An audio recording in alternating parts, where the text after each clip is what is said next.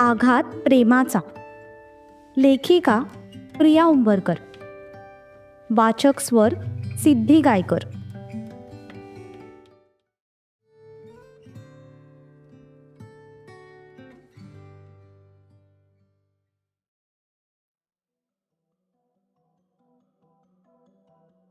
मला तर हे कळत नाहीये शिवादा, भाईने त्या किर्लोस्करांना आमंत्रणच का दिलं? सूर्या शिवासोबत बोलत होता. काही वेळातच आता रिसेप्शन फंक्शन सुरू होणार होतं. कार्यक्रमाची अगदी जय्यत तयारी झाली होती. थोड्या वेळातच आता पाहुणे मंडळी सुद्धा यायला सुरुवात होणार होती. घरचे सगळे आधीच हॉलमध्ये पोहोचले होते. अरे का म्हणजे? आता रिसेप्शन आहे म्हटल्यावर युगाच्या घरच्यांना आमंत्रण द्यायला नको? सिरियसली शिवादा, तू असा बोलतोय जणू तुला काही माहितीच नाहीये. मला सगळं माहितीये सूर्या, पण भाईने असं का केलंय ते सुद्धा मला माहितीये. का केलं? सूर्या, अरे इतक्या मोठ्या पोराचा बाप झालायस तू, पण अजून पण तुझी ट्यूबलाईट लवकर पेटत नाही बाबा. तू घुमून फिरून बोलण्यापेक्षा ना सरळ सरळ बोलत जा ना शिवादा. का बोलवलंय भाईने युगाच्या घरच्यांना? सूर्या, भाई ना कधीही आपल्या दुश्मनांना स्वतःच्या नजरेसमोर ठेवतो, जेणेकरून त्यांच्यावर लक्ष ठेवता येईल आणि त्याचं डोकं बाकी सगळ्यांपेक्षा नेहमी 4 पावलं पुढे पळतं. तो बुजगावणा जितका स्वतःला शाणा समजतोय ना सूर्या, तितका तो नाहीये, हे त्याला लवकरच कळेल. सत्यजित पाटीलच्या डोक्याला मॅच करणारं डोकं अजून तरी या जगात तयार झालेलं नाहीये. त्यामुळे तू चिल कर आणि फंक्शन एन्जॉय कर. तरी सुद्धा मला एक डाऊट आहे शिवादा. काय? बघ, तू आणि भाई एका रक्ताचे सख्खे भाऊ आहात.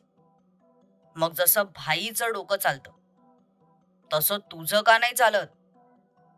शिवादा, तुझे हात फक्त शिरा खाण्यासाठी चालतात आणि तोंड नको तिथे बोलण्यासाठी चालतं.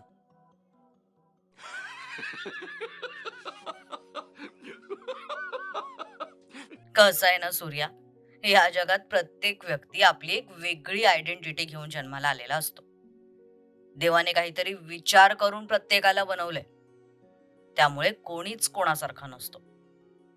प्रत्येकाची एक वेगळी पर्सनॅलिटी, एक वेगळी आयडेंटिटी असते. जसं कोणी सत्यजित पाटील होऊ शकत नाही ना, तसं कोणी शिवराज पाटील सुद्धा होऊ शकत नाही. सत्या एक आहे, शिवा पण एक आहे आणि सूर्या सुद्धा एकच आहे. तू माझ्यासारखा शिरा खाऊ शकत नाहीस, मी भाईसारखं डोकं चालवू शकत नाही आणि भाई तुझ्यासारखे हे असले मूर्खासारखे प्रश्न विचारू शकत नाही. मिळालं आता तुला तुझ्या प्रश्नाचं उत्तर? मिळालंच म्हणायचं. चल, आता तुला सोनपापडी खाऊ घालतो. मला नाही खायची शिवादा तुझी सोनपापडी. अरे चल रे सूर्या, एवढ्या मोठ्या खटल्याच्या घरात तुला काही मिळत नसेल. मोठा भाऊ देतोय तर घे की मजा मारून.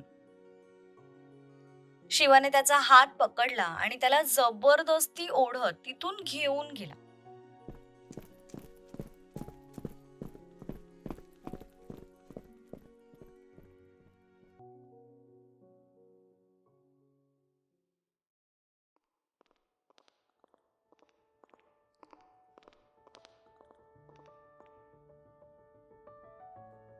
वाव वहिनी, कसली भारी दिसतेस तू, एकदम डॉल सारखी.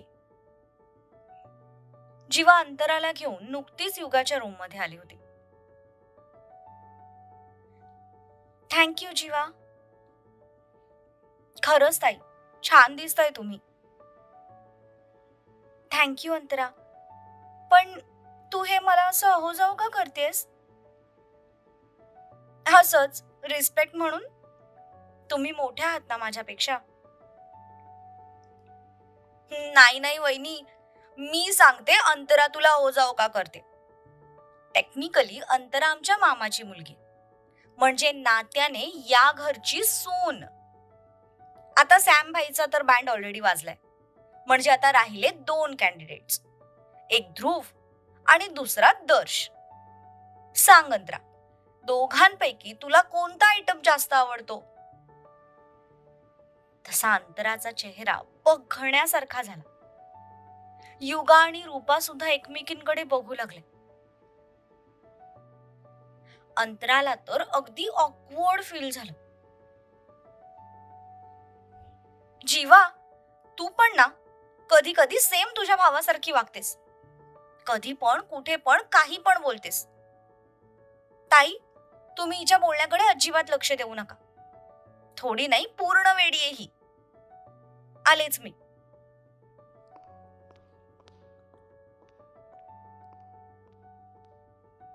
अरे, आता ही का अशी निघून गेली? लाजली वाटतं. बरं वहिनी, बाहेर सगळं रेडी झालं की मी तुला कॉल करेन, तेव्हा ये. ओके? ठीक आहे.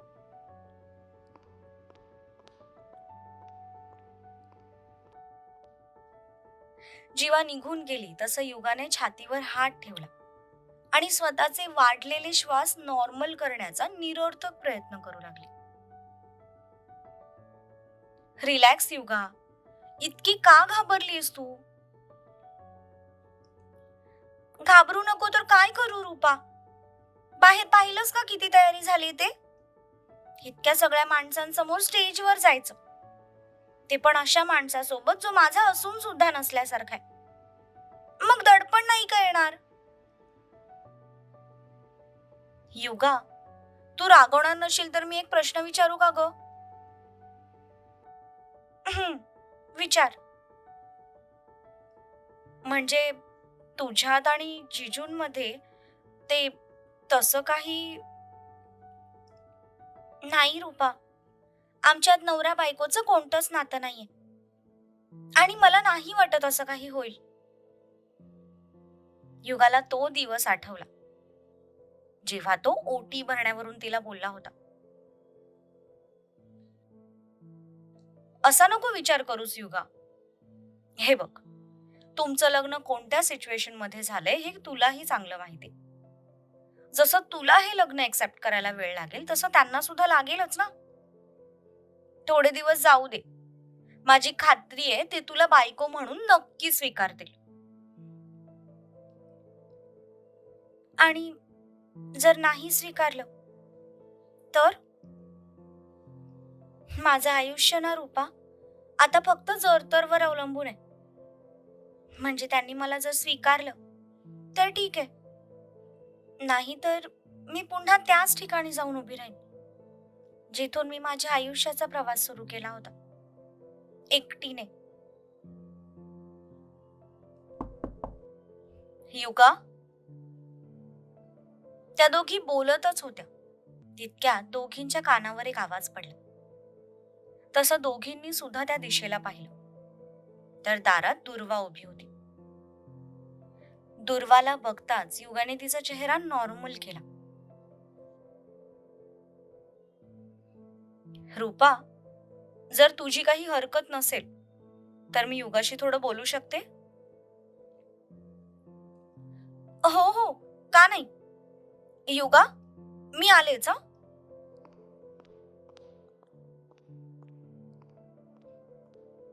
रूपा बाहेर निघून गेली तसं दुर्वाने युगाकडे पाहिलं. ती नजर खाली करून उभी होती. सॉरी युगा, खरं तर असं कुणाचं बोलणं चोरून ऐकू नये, पण मी तुला न्यायला येतच होते तितक्यात तुमच्या दोघींचं बोलणं माझ्या कानावर पडलं. सॉरी आई, ते म्हणजे मी. युगा, तुझं आयुष्य जरतरवर अवलंबून नाहीये. तुझं आयुष्य पूर्णपणे तुझ्या वागण्यावर अवलंबून आहे. हो, तुला कितपत खरं वाटेल मला माहिती नाही, पण माझ्या मुलाने तुला त्याच क्षणाला बायको म्हणून स्वीकारलं होतं, ज्यावेळी त्याने तुझ्या घरी येऊन तुझा हात पकडला होता. तशी युगा दुर्वाकडे बघतच राहिली. हो युगा, तुला कदाचित अजून त्याच्या स्वभावाचा अंदाज आला नाही, म्हणून तुझं त्याच्याबद्दल असा विचार करणं अगदी साहजिक आहे.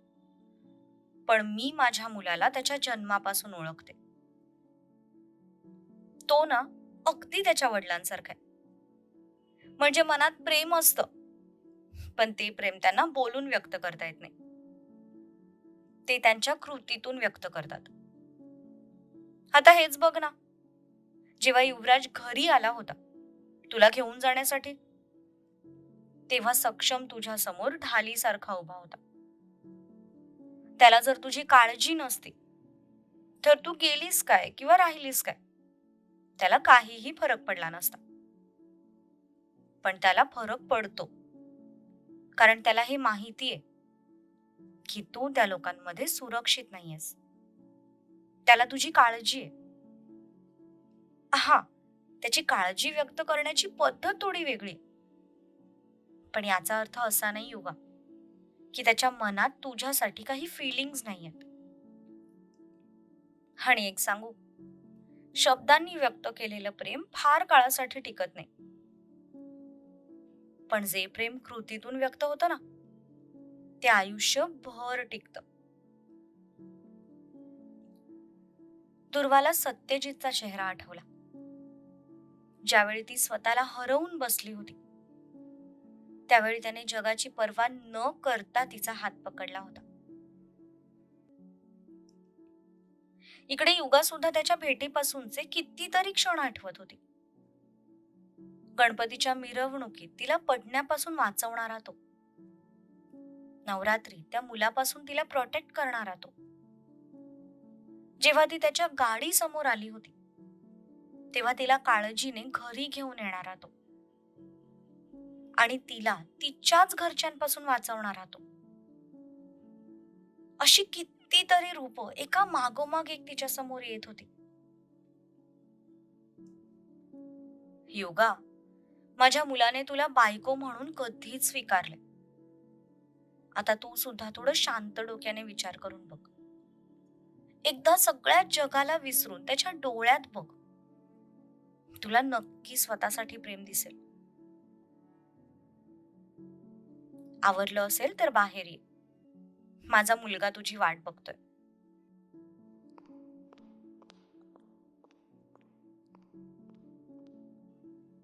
पण युगाचे हार्टबीट्स आता शतपटीने वाढले होते. सक्षमची जी बाजू आज दुर्वाने तिच्या समोर मांडली होती, त्याचा यापूर्वी तिने कधीच विचार केला नव्हता. पण आज पहिल्यांदा ती नवरा म्हणून त्याचा विचार करू लागली.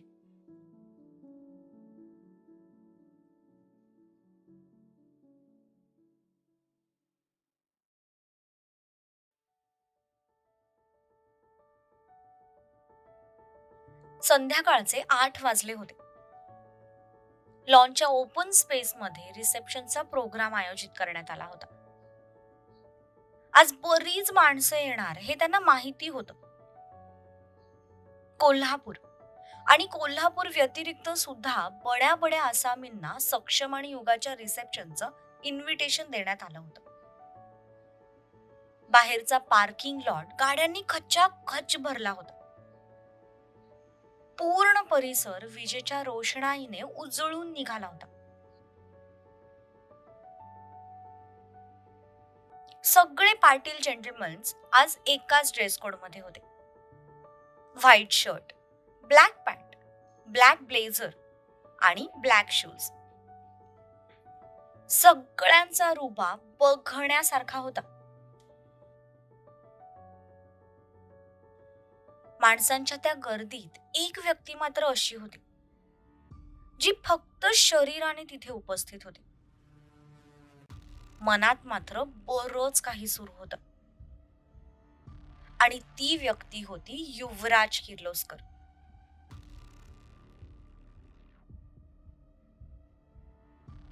सक्षम सुद्धा आज अगदी राजबिंडा दिसत होता.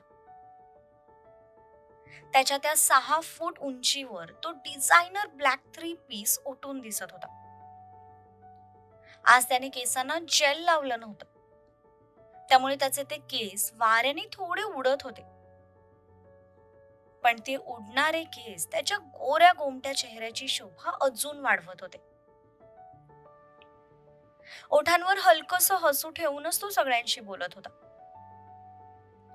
तितक्यात त्याचे हार्टबीट्स किंचित फास्ट झाले.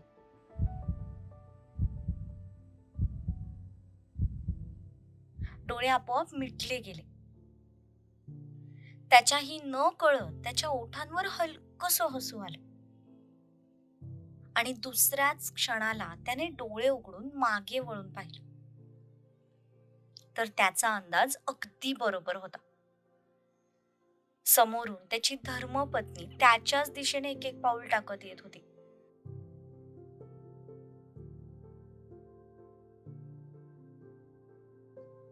पण प्रत्येक वेळी लाजेने मान खाली घालणारी ती आज मात्र थेट त्याच्या डोळ्यात बघत होती. दोघांमध्ये कमीत कमी 10 फुटांचं तरी अंतर असेल. पण दोघांनाही एकमेकांची इंटेन्सिटी इतक्या दुरून सुद्धा जाणवत होती.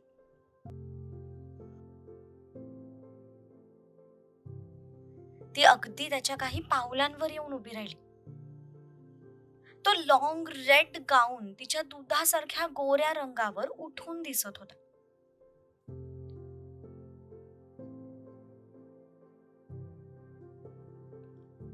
गळ्यात गाऊनला मॅचिंग असा डायमंडचा नेकलेस, त्याचसोबत त्याने गिफ्ट केलेलं ते नाजूक मंगळसूत्र तिच्या गळ्यात चमकत होतं.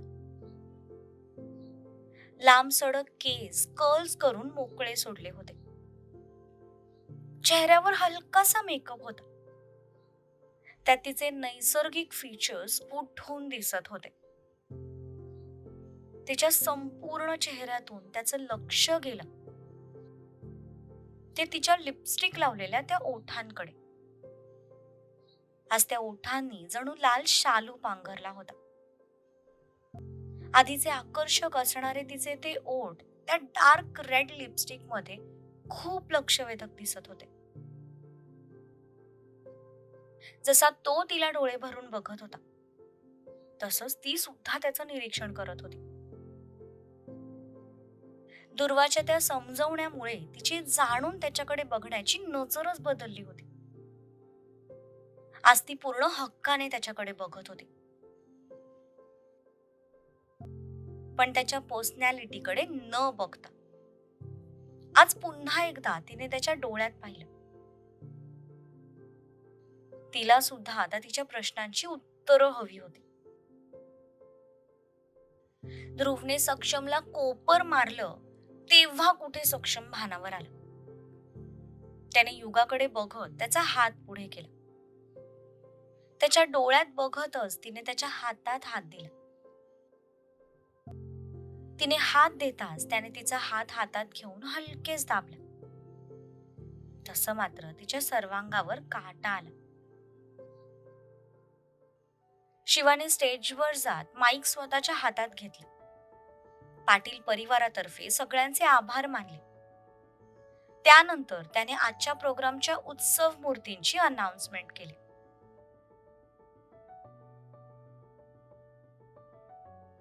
बाबा म्हणाले होते,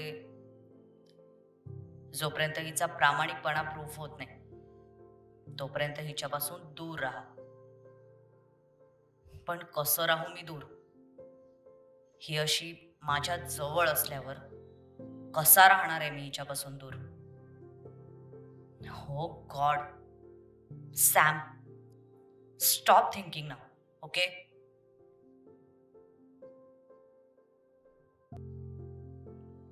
तो मनातच स्वतःला समजावत होता.